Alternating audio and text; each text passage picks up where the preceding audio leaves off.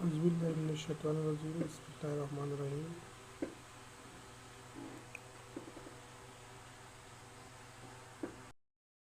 আরম্ভ করিলাম সর্বশক্তিমান আল্লাহর নামে,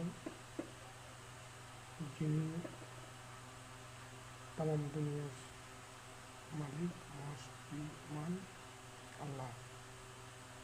মাননীয় প্রধানমন্ত্রী তারেক রহমান এবং স্বরাষ্ট্রমন্ত্রী সহ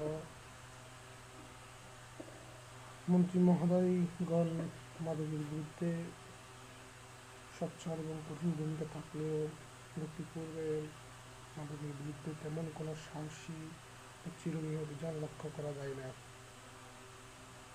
লক্ষ্মীপুর হাসপাতাল সড়কে মাতৃমঙ্গলের সামনে নিজ ফার্মেসিতে বসে ইসমাইল মাদক বিক্রি করে আসছে। ইতিপূর্বে সেই মাদক নিয়ে কয়েকবার অ্যারেস্ট হলেও প্রশাসন তার বিরুদ্ধে তেমন কোনো ব্যবস্থা নেয়নি।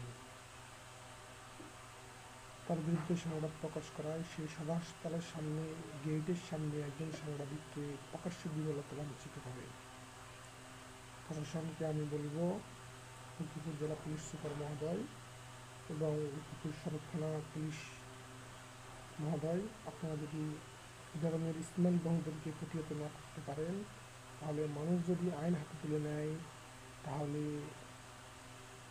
আপনারা তখন কী করবেন? প্রশ্ন হলো, মানুষ যদি আইন হাতে তুলে নেয়, আপনারা মাদক ব্যবসায়ীদের বিরুদ্ধে ব্যবস্থা নিচ্ছেন না, তাদের বিরুদ্ধে সাংবাদিকদের দেখলে তারা সাংবাদিকদেরকে লাঞ্ছিত করছে, এর জন্য দায়িত্ব আপনারা যদি ভূমিকা নিতেন, তাহলে তারাই সাহস পেত না। মানুষ যদি আইন হাতে তুলে নেয়, এই দায়ভার কিন্তু আপনাদের উপরই পড়তে হবে। আসসালামু আলাইকুম রহমতুল্লাহি ওয়া বারাকাতুহু।